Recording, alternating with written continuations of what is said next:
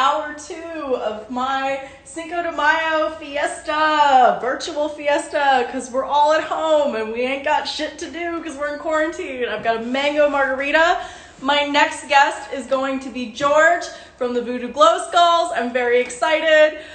Because they don't have the whole band, he is going to bring his mom on and they're going to walk us through cooking some salsa. I'm so excited. All right, let me see if George is in here. Hi, happy Cinco de Mayo, everyone. Woo! Party. I hope you guys are all partying along at home. Hi. Hey, how you doing? How are you? Good, good. How you doing today? I'm good. I'm so excited to see you. It's been a while. Yeah, it has. Good to see you too. I'm partying. I'm drinking already. I've got a mango margarita. I've got some chips and salsa that is bottled. Well, today my mom's going to show you how to make her homemade salsa. Oh, that sounds so advanced. I'm really excited. Yeah, this is my mom, Carmen, everybody. Hi. Hi, Carmen. Thank you Hi. so much for being here. Meet you. Thank you. Let's start with walking through the beginning real quick, Okay. Mom. So we're just going to show you how she starts. I normally, depending on the size, I use 3 or 4 Roma tomatoes Okay. So let's show and them. a full jalapeno pepper. Okay, let me flip the phone so you can see. Ooh, it sounds spicy. So as she walks through the cooking, kind of as she's doing pieces of it, I'm gonna sandwich in some questions about the bands that you're in. Okay. So she just pours the tomatoes in the blender with what else, Mom? With the jalapeno pepper. And I put garlic salt. See, how do you see it there? Oh, there it is. I put garlic salt, and I usually use the cup of my hand to measure it. Yeah, about this much. Let's see. We can't see it. I don't know how to work this that great. Okay. Sorry, I can't really see it, but she just does like kind of a little hand scoop, in the little palm of your hand of garlic. Oh, for sure. I put beef or chicken bouillon. So she puts bouillon for flavor. I'm sure you could substitute it for other things as well. Yeah, I know. I mean, personally for me, I'm vegan, and I know they do have a lot of fake chicken bouillons out there for everyone else out there that's also vegan or vegetarian. But yeah, that's an important part of it just because it adds the flavor. So. And I put a thick slice of onion, fresh onion, uncooked. Because if I boil it with the tomatoes, it loses its flavor. And I put pepper too. So when we were growing up, my mom's house was like the hub for all of our friends. And when they'd come over, there was always a big thing of salsa, a big thing of beans, just food for them basically. And they always knew that if they came over, they could just open the fridge and help themselves. Because my mom always had, plenty. She would always make plenty for everybody. That's so awesome.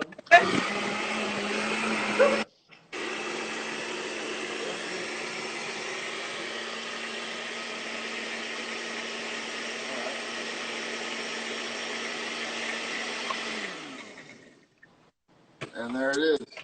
Oops. You got it? No, okay. Here. Grab the phone. I'll get it for you. Oh, wow. That was really fast. That's it? That's it. That's it. Some people might decide to put cilantro. I don't. But that's up to people, okay? And then the finishing results. Let me see if I could show it here. Let's see. How do I work this? Oh, like that. Sorry. Can you see that? Yeah, it's beautiful. So, I thought we would sandwich questions in about your bands because I thought that was going to be a lot longer. I didn't realize it was that quick to make salsa. It's super quick. Oh, yeah. Oh, yeah. Super quick. I mean, the longest part of it is boiling the peppers and the tomatoes. That's the longest part of it. But, yeah, it's super simple. Anybody can make good salsa, and they could, add whatever peppers they desire to however hot they want it. That's awesome. I should probably start making my own. I'm kind of embarrassed that I have a bottled salsa here. I made my own guacamole though. Awesome. So yeah, so what were the questions you had for me? So I wanted to ask, like, what does the holiday Cinco de Mayo mean to you? I mean, obviously growing up in that environment and you know, you were one of the bands when I kind of announced that I was wanting to do a party that people were like, oh my God, like so many people were like, you have to get Voodoo Glow Skulls. So Cinco de Mayo, I mean, you know, like here it seems like it's kind of just turned into a reason to celebrate, you know, for a lot of people. The actual, like St. Patrick's Day. Yeah, exactly. So, which is cool, you know what I mean? You know, get people, nothing wrong with people getting together and, you know, celebrating. That's great. The actual meaning behind it, though, is it was actually a celebration of a war that Mexico won against the French. The French actually, A battle. it was a battle, sorry, actually had, she's correcting me there, actually had, you know, a proper army, as to where Mexico didn't really have it. And when they invaded, Mexico just had little, you know, very few rifles, and they basically defeated them with mostly sticks and rocks. And a few rifles. Yeah, a few rifles. But yeah, that's basically the real meaning of it is a celebration of that battle won. Stopping the French from invading Mexico. So yeah, I don't know if you could hear her saying that, but stopping the French from invading Mexico. Yeah, I mean, it's the same. Like, I mean, obviously, I'm white. I'm of Irish descent. So for me, St. Patrick's Day, it's the same. Like, I love an excuse to celebrate, but it's like the holiday does mean something if that's your culture. Yeah, and you know, a lot of people have mixed feelings about people celebrating it and stuff like that. But like I said, you know, my family's very easygoing, so you know, any reason to celebrate's a good reason. Yeah, for sure. I think it brings awareness to it, and you know, it's an excuse to share these beautiful cultural things, like bringing your mom on to show her homemade salsa that everybody else can make at home. Like I did not know it was that easy to make salsa. Oh yeah. So yeah, I also been doing this this show that we kind of started doing since the quarantine started, just out of boredom. It's called On the Couch, and I do it on my Instagram Live, usually on the weeknights. And it's just kind of an idea that me and the original drummer for Voodoo came up with, and Ephraim, you know, from the sings for Voodoo now and from Death by Stereo. Ukulele Heroes involved. I got a few other people involved. And it's basically almost like a variety show that we put together. I just kind of bring people on and do a quick interview with them. And then we check in with kind of like characters, almost like David Letterman used to back in the day, like Super Dave Osborne, things like that. And I have more people kind of hitting me up that I'm going to bring into the mix as well, that are going to come on and just do kind of skits. And it's just basically us just having fun, throwing ourselves out there just for entertainment value and entertainment purposes, you know?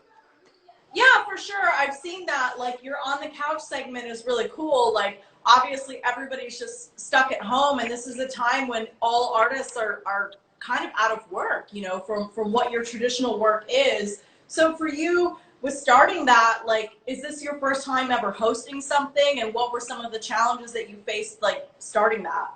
Oh yeah, I mean, I'm just shooting from the hip. I don't have any experience at all, to be honest with you. It was just, when I post on my Instagram stories, people started DMing me, asking me a bunch of questions. So I decided to go live one night to answer a bunch of those questions. And after I did it, people were like, you should do it more often. And someone happened to give me the idea of, hey, you know, a lot of people, you should start just hitting up your friends and just doing small interviews. You know what I mean? And so I started with, I think my first one was Tyrone Olson, a friend of mine, pro skateboarder from, he's actually from Madison, Wisconsin, but he lives in San Diego now. He owns his own skateboard company called Scarred Skateboards. And anyways, I asked him to come on, and that was my first one, and then just kind of went from there.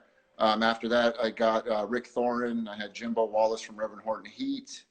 Those Kung Fu Monkey, or not Kung Fu Monkeys. I got Bernie from Kung Fu Monkeys coming up. I had Los Carnales, Piñata Protest. Last night I actually had Randy Blythe, the singer of Lamb of God, which was, you know, it's a big deal for me because I'm a huge fan of heavy metal in general, and Lamb of God especially. So it was kind of a big deal for me, and it was kind of cool that he agreed to do it. But yeah, I just, you know, I'm just kind of doing it, just having fun with it. Not really taking it too serious.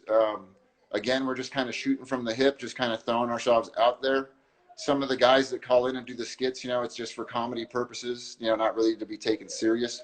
We understand that some people might not think it's funny, but hey, we're having fun doing it ourselves. So that's all that really matters to us. If people want to watch, cool, you know, then we'll be happy. Yeah, but like, you know, that's the internet. Not everybody's always going to like what you put out there, but I think that's really awesome that, you know, this quarantine has inspired you to start something new, and it's a way of really connecting people and for people to get to know you and like all of the artists that you've met in your very long career as a musician, to bring that together and have these conversations to entertain everybody that's at home, you know, bored out of their fucking minds. Because like, let's be honest, like if you are one of the people that is working right now, it is very much still like, okay, well, we just go to work and then we don't have any fun. Right. Right. Yeah. I mean, you know, it's like I said, it's strictly just for entertainment purposes. You know, we just kind of thought of the idea. Once I did that first one, you know, I talk to these guys on a daily basis. You know, they're like family to me, so we're all constantly talking to each other. And we all grew up watching, like I said, variety shows and stuff, and comedy variety shows. So we kind of just threw it together real quick and thought of some ideas. We shoot totally at the hip. Jerry, the original drummer for Voodoo, he's just full of different characters. He's always been that way. He's got boxes of just different costumes, stuff like that. And him and his girlfriend just love putting stuff together and just doing stuff like that. So I got them, they call in, and then I check in with Chewy, who's actually Ephraim, you know, as you know, from Death by Stereo, but he checks in on the Grupo Manic Hispanic profile as Chewy, you know, the singer of Manic Hispanic.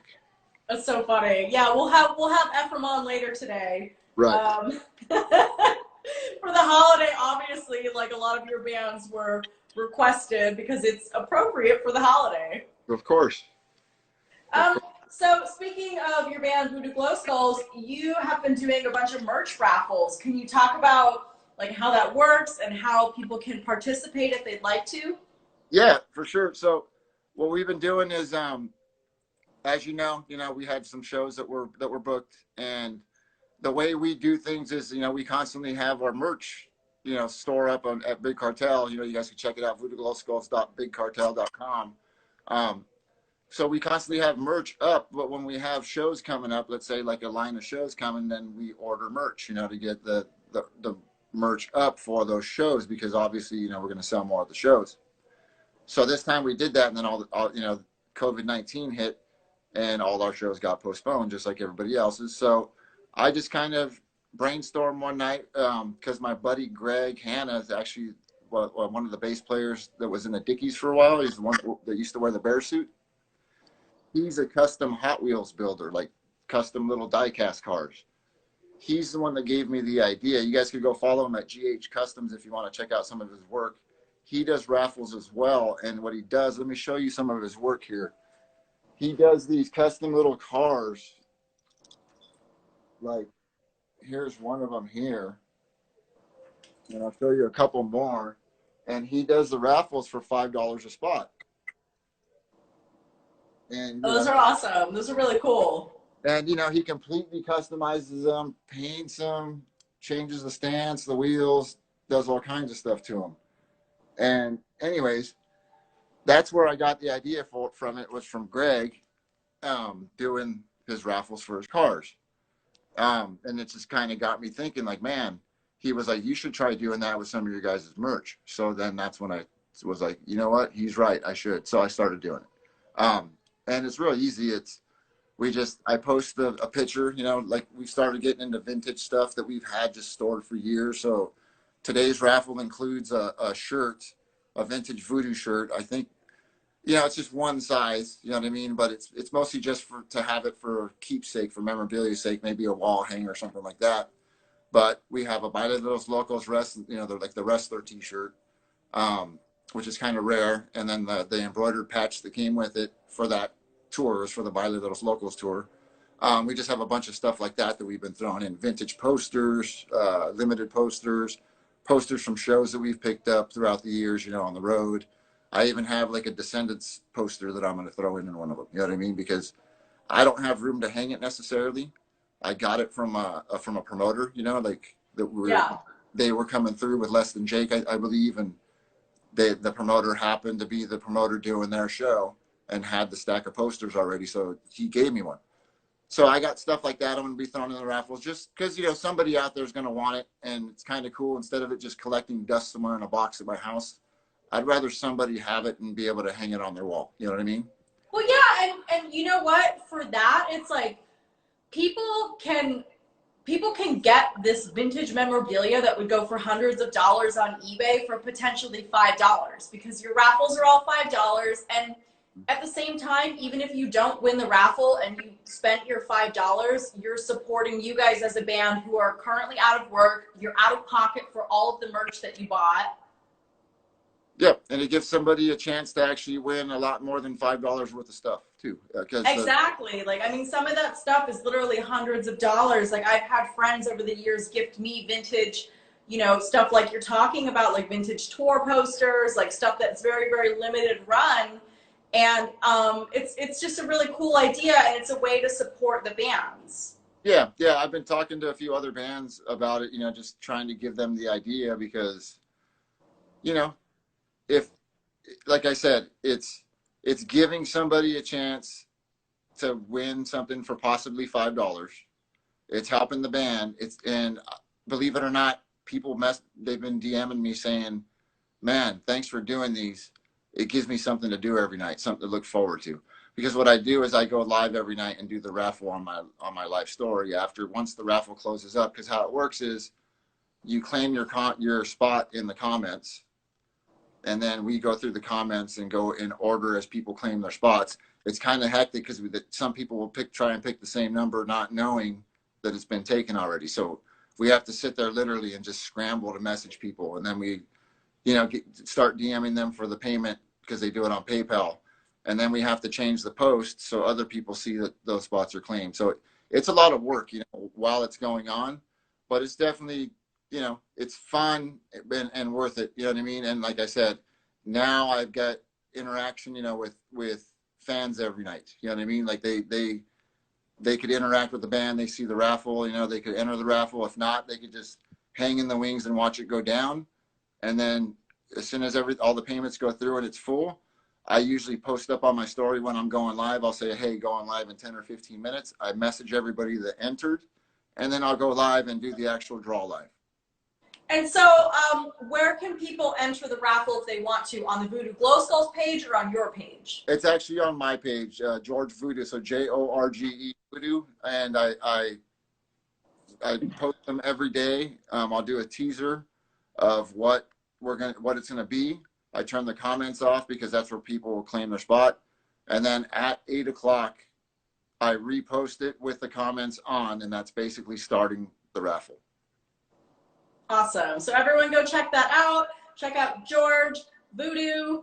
Follow him. You can up in the top left of the screen, you can tap and you'll see his profile. So aside from Voodoo Glow Skulls, you're also in a band called Penetrators. Can you talk about how the band started and the band's sound and its influences? Yeah, so the band was started by the drummer, Mark Torres, and he started it with a whole different group of people. And as you know, like band members fall out, you know, here and there, left and right. I think it only started out as a 4-piece to begin with. And somewhere in the mix, the original trumpet player for Voodoo Glow Skulls, Joe McNally, who played on the first, I want to say 3 albums, he ended up singing for the band and started getting a hold of us, just, hey, you know, I'm kind of back into music, you know, that kind of thing. So he approached me one night when I was at a show in downtown Riverside and said, hey, I just recorded this song for your brother at your brother's studio, and we don't have a bass player right now because he quit the band a while ago. So I hired a studio guy, basically a session guy, to come in and do a bass line on the song. But it just doesn't sound the way I like it, you know, the way I wanted it to come out. And he said, to be honest with you, the only people that I know have that kind of attack are you know, and this is him speaking for his opinion. He said Mike Dirnt and I think he said Steve Harris from Iron Maiden. And he said, nobody Which has. Steve Harris is a huge influence of yours. It's like my main influence. And Joe said, you know, he just said, hey, can you come in and just record the bass, because you have that sound. You have the string noise I like. You have the attack I like. So I was like, yeah, no problem. It was a great song. So I did go back into our studio. You know, me and my brother went in the studio, and I just laid down a bass track for them with my sound, and put it on the song for them. And, you know, they went back, they listened to it, and he just kind of said, hey, dude, we don't have a bass player right now. I know you guys are busy, but do you want to be in this band on the in-between? And I was like, yeah, no problem. You know, sure. They had great songs written. They, you know what I mean? And instantly, once we did that, we went into our studio and recorded a full-length record. And that's actually available. You guys could check it out on YouTube, actually. If you guys follow Penetrators Band on Instagram, we have it. We have the link posted up on there as well. So that's kind of an easy way to find it. And everyone, that's Penetrators with a Z at the end, not an S. Yeah, Penetrators with a Z at the end. Thank you. And yeah, so we were playing, started playing some shows, and our guitar player, he wanted a second guitar player, but he didn't really. He's like, man, we've tried second guitar players out. Nobody really gets the band, the style of the band. I don't really want a second guitar player, but if I was to have a second guitar player, I would want your brother. So they asked me to ask my brother to join, my brother Eddie. So we asked my brother Eddie to join as a second guitar player, which is kind of strange because Eddie's always been a lead guitar player. But we brought him in as a rhythm guitar player. And Keith was the lead guitar player, but Keith ended up having drug problems and kind of falling out. So it just ended up as a 4-piece. And it was right after we recorded the record, unfortunately. But, you know, we had to move on and do what we had to do. We gave him, you know, enough time to try and, recover and stuff like that. But he just kind of fell off, you know. And I think his family kind of took him in and just kind of to take care of him. I mean, we kind of hope, you know, that one day he'll come back because he was a very great songwriter. But for now, it's just a 4-piece, me, Eddie, Joe, the original voodoo trumpet player singing, and Mark Torres, the original drummer. So that's basically. I think it's really hard to keep bands together. I mean, like, I just even seeing it, like, I'm not a musician at all, but interviewing musicians, and then, like, I've done one tour, and that one tour was, it's like, it's not easy. It's really not easy to keep a band together. No, not at all. You know, you have to deal with all these different personalities. You know, it's a lot of work, you know, especially, you know, with a 4-piece, it's a little bit easier, you know, with Voodoo Glow Skulls over the years. You know, you just start to realize that, you know, it's just hard the more people you add into the mix, you know what I mean? And after a while, for me, you just kind of got to let people be people, you know, and let things kind of just bounce off you, you know what I mean? Which is hard. Me and Randy, the singer Lamb of God, were talking about this last night, because those guys just kind of put everything out on their live DVDs, no holds barred. They just let everyone see all the dirt, you know what I mean? And that's the reality of touring, you know what I mean? Totally. So we've got about 5 minutes before my next guest, so I have one last question for you. With all of your years and years of being in numerous bands and touring, can you share some of your weirdest or like best experiences you've had, like some of those just experiences that are at the top of your mind where you're just like, wow, that was like really memorable? Yeah, I mean, getting into these scenarios, like doing these big festivals, you know, like especially back in now we're more used to it, but back in the early days when we first started touring extensively, we would get on these crazy festivals like at the Nuremberg Ring, Rock Am Ring, where you look out and it's just a sea of heads, you know, and the energy is insane. Or you go somewhere like Mexico City for the first time where you could barely hear yourself over the crowd, you know what I mean? And you walk out onto the street and you can't even walk out on the street. They just mob you, you know. First time in Tokyo, same thing. You know, me and my brother were in a shopping mall just kind of checking out the skate shop. Next thing you know, the store filled up behind us. And the owner was like, you guys have to go because I can't handle this many people in my store. And he literally pulled us like into the back room and put us in an elevator. And it's like this club called Club Quattro that everybody plays. And this one happened to be in a mall. and he put us like in the utility elevator and hit the floor, and we ended up in the backstage room of the club. It was kind of trippy, you know. So, but stuff like that is kind of surreal, especially when you're just a kid from Southern California that, you know, just grew up skateboarding and riding BMX bikes, you know, and listening to music. You know, I didn't pick up an instrument till I was about, well, actually, you know what? I picked up my bass when I was probably about 12 years old. So, in all fairness, I've been, you know, playing music since I was about 12. Started touring when I was 17. I'm 46 now, and I've been touring nonstop since then. That's awesome. I mean, you have so much experience, and I can only imagine the stories you've got to tell. So I want to tell everyone out there to please go follow George with a J, Jorge VOODOO on Instagram, and check out his On the Couch segment because it's awesome, and he'll go in depth with all of his stories with various musicians, much like this. And entertain you guys, and check out the Voodoo Glow Skulls raffles that are also happening on his page. And I want to say thank you, George, so much for being here. Thank you for having me. It was great talking to you. Happy Cinco de Mayo. Same to you. Thank you. Bye.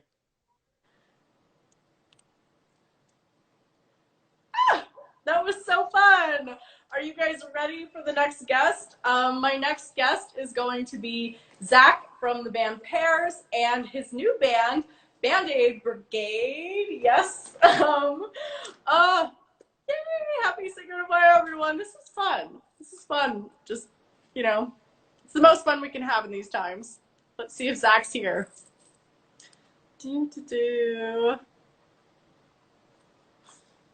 Oh.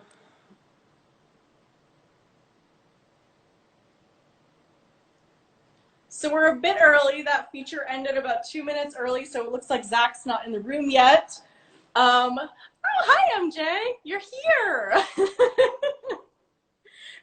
So yeah, I've got a bikini on today because one, I just got this, and two, you know, we ain't going nowhere. I wish I was on a beach right now drinking margaritas, but you know, I'm here with you guys, and that's something. Thanks for being here, everyone. Let me see if Zach is here yet. So Zach still isn't here. We ended the segment with George a little bit early. Do any of you guys want to come on for a moment and say hello? If you do, send a request.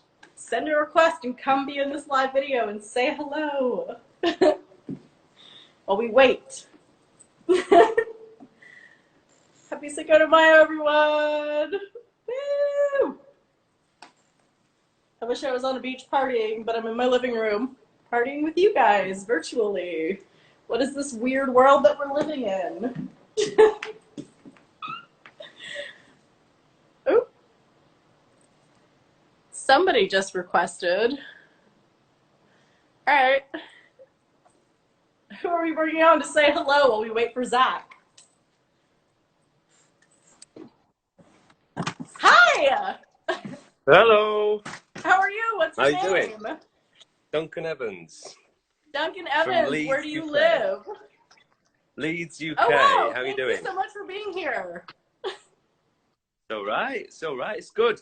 I'm enjoying these chats. It's good to connect to people around the world and to talk about music and all that stuff and to ask questions. So, yeah, how are you doing? I'm all right. It's Cinco de Mayo here, and in California, this is a big holiday for us, whether you are of that culture or not. I saw your profile. It says that you do music as well. Yeah, I do. Yeah, I used to be in a band called A Forest of Stars, like a black metal band, experimental black metal. But I do my own music now. So yeah, on Prophecy Productions, kind of like, I don't know, dark for a bit like Nick Cave and the Bad Seeds, but a bit folky as well. I don't know, a bit of the Stooges in there as well. You know, a bit of rock and roll in there. So you know, there we go. So yeah, that's me. That's really awesome. Can you drop it in the comments where people can follow you and check out your music while you're here? Of course I can. Yeah, of course I can. I'll do it in a second. Yeah. So okay. Can you tell us about Zach? So I don't know if you're familiar with the band Pears. Pears is one of Fat Wreck Chords' bands. They're kind of hardcore, but melodic as well. Oh yeah, cool. He should be coming on any minute. He's really fun. He's been doing lots of live streams lately. Yeah. So I'm excited to have him, and I'm so excited for you to pop on here. I love connecting with all of the people out there that I haven't met. Yeah, no, it's great. I mean, I've not kind of got my, my Instagram live, clothing on. I've just been having a cigarette outside in the dark in Leeds. So, but, because I do these sorts of chats as well, but, and I wouldn't normally look like this, but, it's good fun, it's great. So, yeah, and you can throw me off whenever you need to throw me off for Zach to come on. Just you throw me off, yeah? Well, I'm going to let you go now, but please drop your Instagram in the comments so people can check out your music. Yeah, I will do. Thank you so much for popping on and saying hi. Thank you, Erin. Yeah, you're doing a great job. Keep it going. Yeah, all right. All right. See ya. Bye. Bye.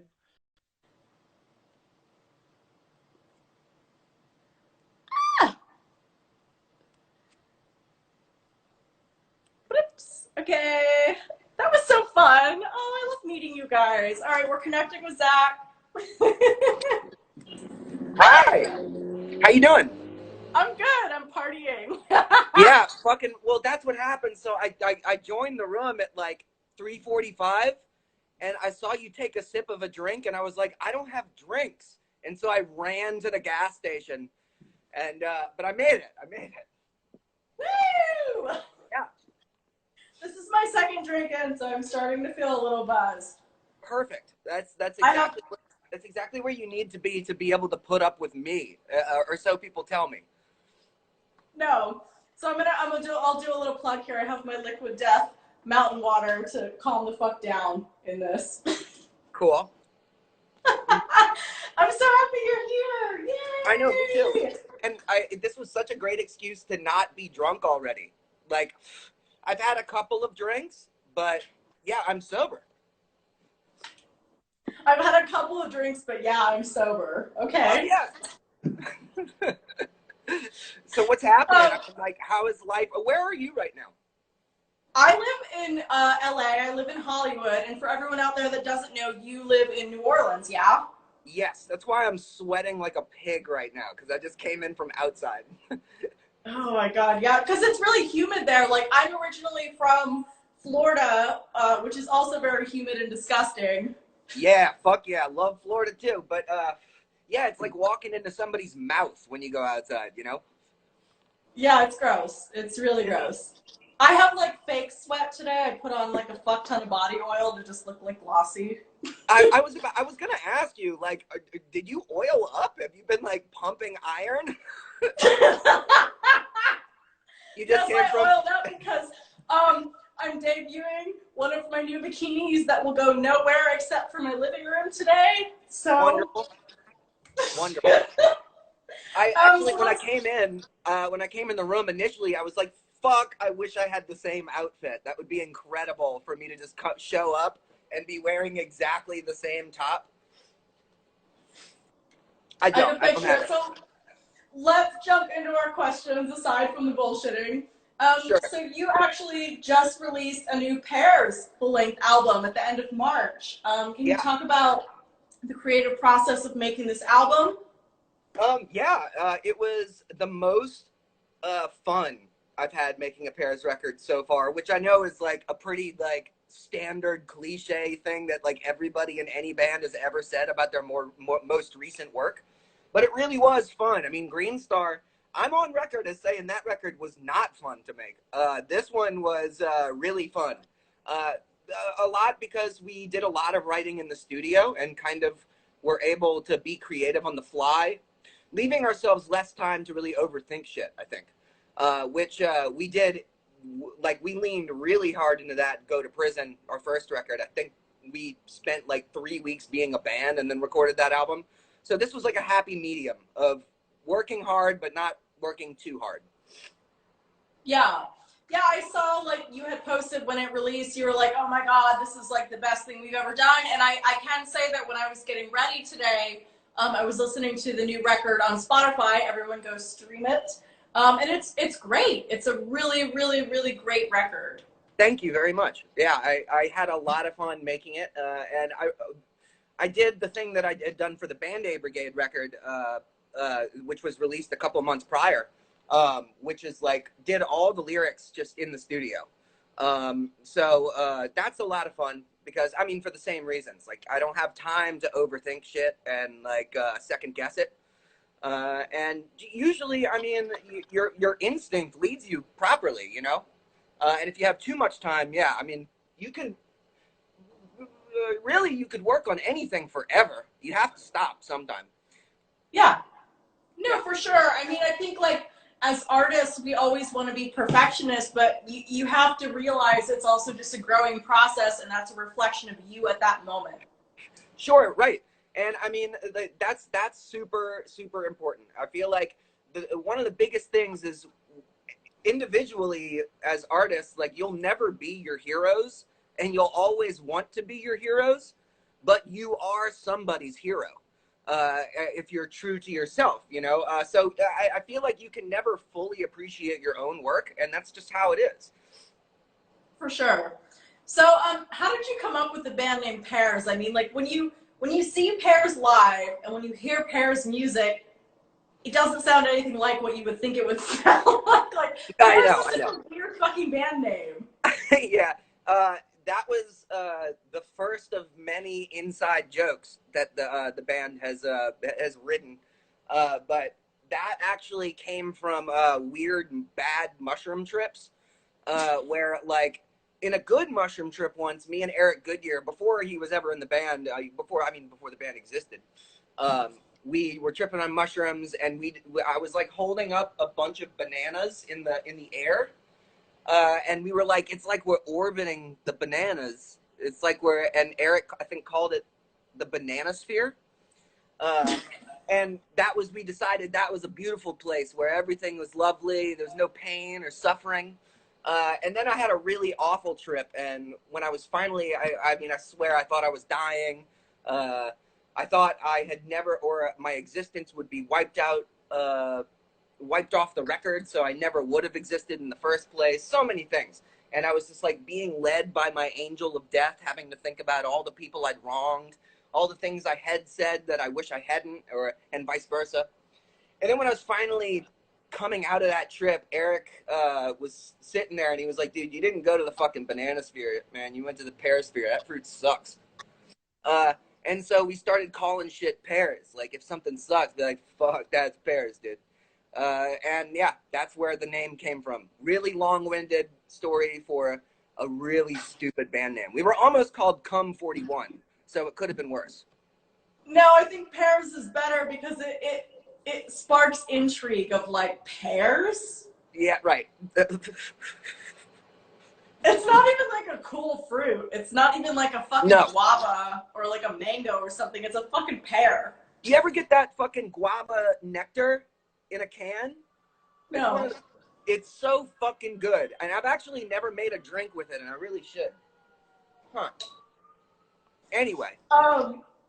So yeah, I mean, but talking about that too, like, I thought you couldn't have a bad trip on mushrooms. Oh. You have been woefully misinformed. You can have, I mean, it's like any other psychedelic. You can have a terrible. I've never done mushrooms, and my friends that have always wanted me to do it are like, oh, you'll never, because I've had a bad trip on acid, and I'm just like, I don't like psychedelics. It's very, very different. I've only done acid once, and I was dosed, and I never wanted to do it again. It was very, very bad. But mushrooms, I mean, most of the time, the trips are really like sweet and benevolent and lovely. I mean, there was one time where we spent a half hour. I pulled a ladder out of like a shed, and I put one of my shoes on one of the steps of the ladder, and then we just spent a half hour laughing at it, and I just kept pointing at it, going. And that was how. I mean, that's how we spent a half hour. It's fucking wonderful. I love the shit. But it's also I like how you know it was a half hour, because when you're on drugs, you lose all concept of time. Oh, it must have been. Well, you're right. It could have been. Like it felt like a 30 half seconds. hour. But I'm thinking a half hour. And growing up in in Florida, I always say this, that we used to white trash trip on bottles of cough syrup. And I just remember laying on the couch with a bunch of my friends, and we just had this joke, and it was like speckled, speckled, speckled spots, because we just kept seeing spots because we were. Yeah, that's gross. the kind of shit. That's the kind of shit. And then one time, I think it was the Banana Sphere time, me and Eric went outside and looked at the moon and cried while we were listening to Every Breath You Take by the Police. That was a wonderful moment. Oh, the moon is pretty. Oh no, the pear sphere and the banana sphere. Okay. We know where pears came from. That's a Yeah. story. So as I mentioned in my intro before you hopped on, you also have another band called BANDAID BRIGADE, and you just started it last year. Can you talk about like that band and how it was born? It's very, very different from Pears. Oh, well, I mean, it was kind of, it came about because me and Brian were doing those 1 week tours with Joey. And we started hanging out, and we had all this like mutual love for weird, like rock through the ages, you know? And when we started writing for it, we knew we wanted to make songs together, but I think we intended to do almost like a 1 week record type thing with just like piano and guitar and pretty soft stuff. But then when things started happening, we were just like, fuck it, let's just roll with it. And I know that one of the big turning points was, and Brian will talk about this, I wrote the lyrics and the melody for the chorus of Travel Light, which is the disco tune, which is ridiculous already. But then I wrote that melody and chorus line, and he was like, no, dude, that's so fucking hokey. It's ridiculous. Like, he thought I was joking, and I was like, no, I'm dead fucking serious. And we recorded it, and we ended up being like, that's exactly it. Like, it's hokey as shit, but it is like, it's sincere in a way. I love the project. Yeah, I mean, like, I was listening to the album today. You guys released a full-length album. Everybody go stream it on Spotify, or is it on Bandcamp as well? Yes. Okay, so BANDAID BRIGADE, Spotify, Bandcamp, and I was listening to it today, and my first impression of it was, like, just with the vocals, I was like, oh, this kind of sounds like Weezer, and then it gets into, like, a little bit more instruments where you've got, like, you know, I think at one point, was there, like, horns or some shit? Or horns? Oh, yeah, there's sax solos. Yeah. Yeah. Yeah, and I was like, oh, this is different. But, like, the first impression, I was like, oh, the vocals kind of just sound like 90s Weezer. Right. Well, the opening track is very much like that, and I think that was very intentional. We were like, we don't want to open the album with the most ridiculous, off-putting song. We have to, like, at least put something that, like, fans of our other work are gonna, like, that's the gateway. And it's a reasonable gateway. And then the album quickly gets unreasonable, and I love it. Yeah. It was a really fun record to make. Really. It is. It's very, like, experimental, but it's, like, you can hear, like, the pieces of yourself that are in pairs, and you can kind of hear those come in because that's you as an artist. Sure. And it's interesting. It's very, very different, but it's good. Yeah, yeah. One thing we talk about with the record was that we kind of like got to pick from our favorite things about music from the 80s and 70s and leave out all the stuff that we didn't like. The example I always give is like, I fucking love Genesis, but every Genesis song is about 7 minutes too long. So it's like that we got to pick and choose what we wanted to borrow from, you know, without using all the stuff that we didn't appreciate from music in that time. For sure. Yeah. So I'm going to clip our last question because we've got about 10 minutes before Instagram cuts us off, and I would love to hear some songs from you. Sure. Yeah. Let's see. Woo!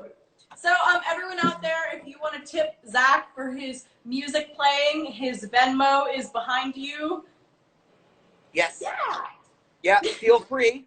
I'm gonna play. I'll play the ballad from the new Pears record because it's the only song that I wrote all the guitar for, so I can play it. I can't play Pears songs; they're too hard. That's Brian's job. But this song, I actually wrote it for a solo record that I'm actually in the middle of working on. It kind of got cut off by the pandemic. But it ended up sitting on the record really well in a disjointed way. So this song's called Travelin' Time.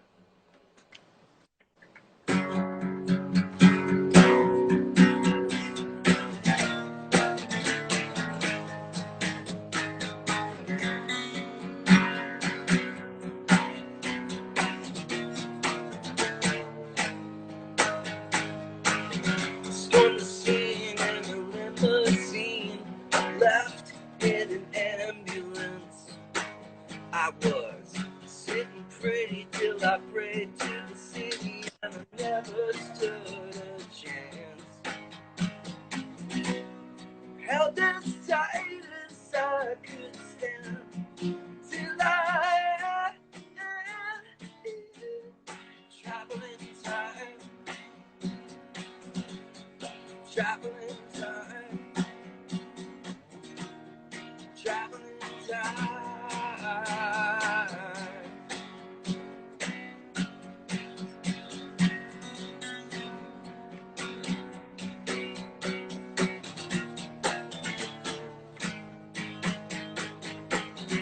Way things were, I was damn near sure I'd be dead by 23, and I never considered I'd survive my liver just to worry about my knees.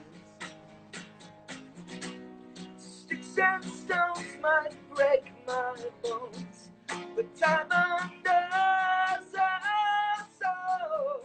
Traveling time, traveling time, traveling time.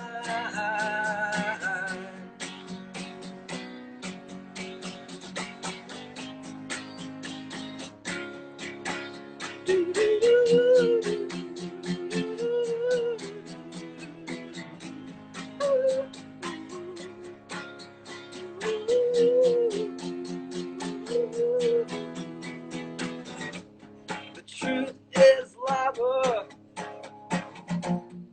lie on the couch.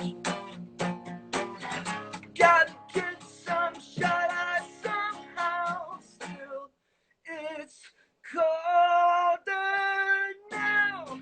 I remember mid-September watching trains at 17. Get to quiet as the queen. Dreams consign 3 centennials of seasons. Here it comes, traveling time.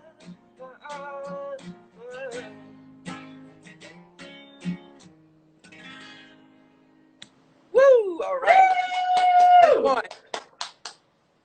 Do we have time for a second? Are we still good? Yes, we have 11 minutes. Instagram is so weird. Like, for their lives, they only allow 1 hour. So we've got. Oh, I've 11 noticed because I get drunk on my live and time flies, and then it just cuts me off, and I'm like, oh, what happened? Yeah. Yeah. I don't understand why they do that. Yeah, I don't know. All right. So yeah, we've got 11 minutes. Let's do another one. Okay. I'll do. Shit. I guess I'll do. I'm gonna do everything. I'm gonna do the song Everything, the Band-Aid Brigade tune, the opener. Okay. Woohoo!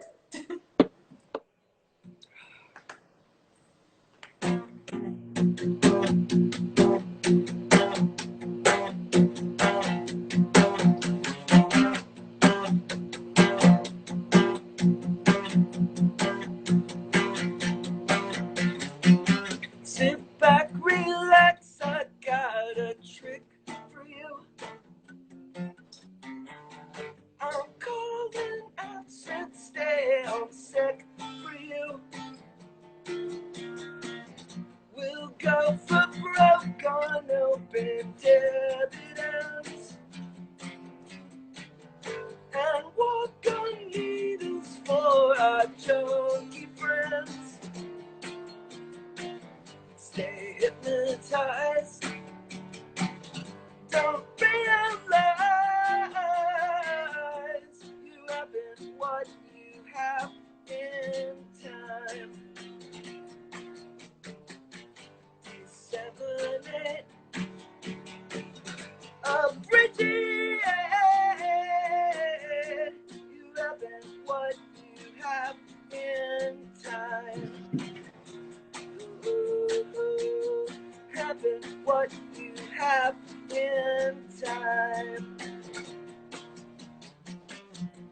Go for glory in the final hour. The nicotine will shade the ivory tower.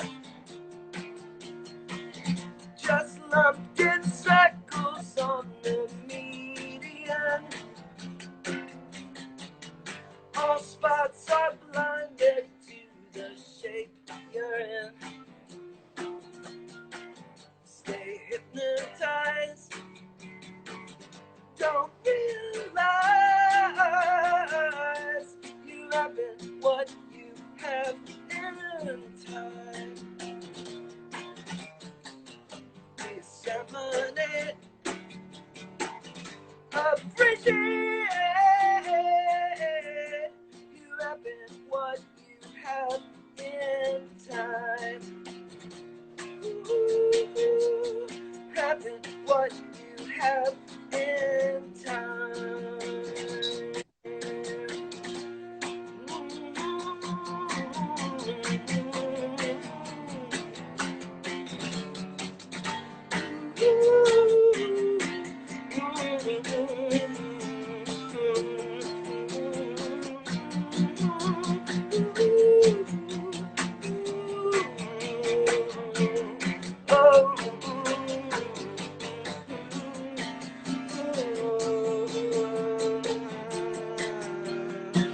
Stay hypnotized. Don't realize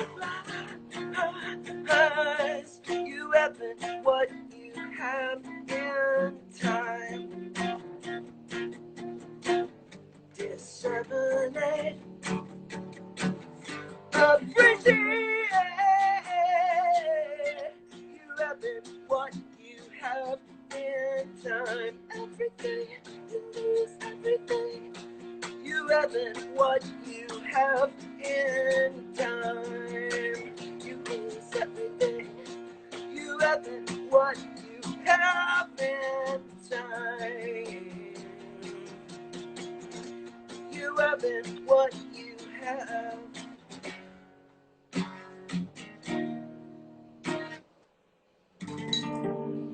Yay! Woo! That was pretty. Thank you. It's so much Yeah. softer than Pears, obviously. Yes, yeah. I don't know what happens in that band, but things kind of get wild. Okay, so I have 3 of these party poppers that I found in my garage from like several years ago. Holy shit, yes. And I'm gonna try to do it. Hold on. I had issues with the one earlier. These are literally, I bought these in Chinatown in LA. They're like little fireworks. It shoots confetti. Oh my god. I want to I'm see. scared. You ready? I did it earlier and then I popped it off camera, but we've got 6 minutes for me to fucking try and pop it. And then it's like, it doesn't help either that like I have this towel here because I'm so fucking oily from all oil. Like, oh my god. You came straight from competing in Mr. Universe. No, I'm just like, you know what? I think I'm just faking it. I'm just faking it till I make it of like, hey, we're on a beach somewhere. Yeah, exactly. It's funny, I'm doing exactly the same thing I would be doing anyway. Except I haven't, the bar I usually go to is closed, so I'm definitely losing my fucking mind. Which bar do you normally go to? St. Rock Tavern. It's the only bar I go to. I don't know if I've been to that one in New Orleans. It's kind of a hole in the wall type place. You have to unwrap it first, like biscuits. No, they're just really old. I think I've had these in my garage for like 6 years. Uh-huh. Mm-hmm. But the first one worked, so I think because it's kind of like a firework. Like they actually have like if you popped it in your face, you would hurt yourself. Right. Well, and anything that is that's dangerous, I immediately like it more. You can't do it. Well, it has that thing. It's like you have to twist it opposite directions, and then it goes, and it makes a really fucking loud noise. Okay, is it harder or less hard than opening a new jar of pickles? I don't know. I don't eat pickles that often. What kind of weirdos? Whoa! There it is. Woo!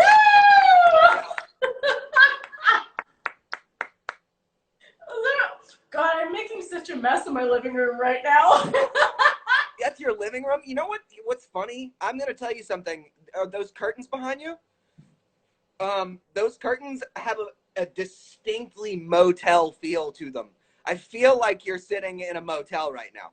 You know what? I actually made these curtains. I made them.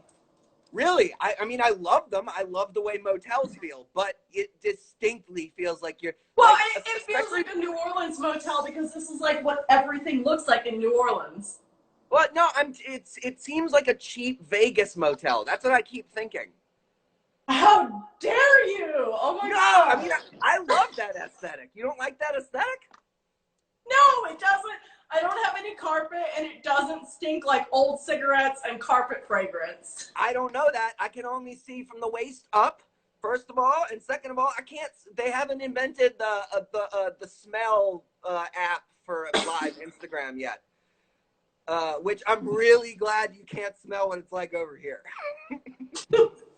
Yeah, I saw your post. I saw your post the other day of like, or today, cigarettes and beers. Oh. Yeah, and I said, due to coronavirus and wearing the face mask, I'm becoming distinctly familiar with the way that my mouth smells, and mine smells like cigarettes with a hint of decay, probably like I need to go to the dentist. What's yours? A lot like your new song on your new album. Yes, actually, yeah. I'm not really scared of the dentist, though. That just served the song well. All right, well, I'm going to close with that because we're just about out of time. So thank you so much for being here. And let's give one last shout to your Venmo. If you want to scoot aside, everybody out there, if you enjoyed Zach's set, you want to support artists, Venmo him. Venmo is a thing in America. There's no fees. You can tip him $1 or as many dollars as you want. Yes, And I know he would very much appreciate it because so many artists that rely on touring for income are obviously out of work at this time. I don't have a job until July for now, if that still happens. So we'll see. And if you guys can't do the Venmo, go stream their music. They do make revenue from that. It costs you nothing. And if you felt generous, you could always go buy their merch as well. Yes, that's right. That is right. Thank you so much for having me, Erin. Have a good day. Happy Cinco de too. Mayo. You too. All right, guys. Thank you so much for watching hour 2. I've got one more hour left for you guys. Next up, we have Louis from Manic Hispanic and the Vulturas. And we've got Ephraim from Voodoo Glow Skulls, Manic Hispanic, Death by Stereo. So come back in half an hour for the last hour of my Cinco de Mayo fiesta. I hope you guys are having fun and enjoying yourselves at home, doing the best we can do in these times.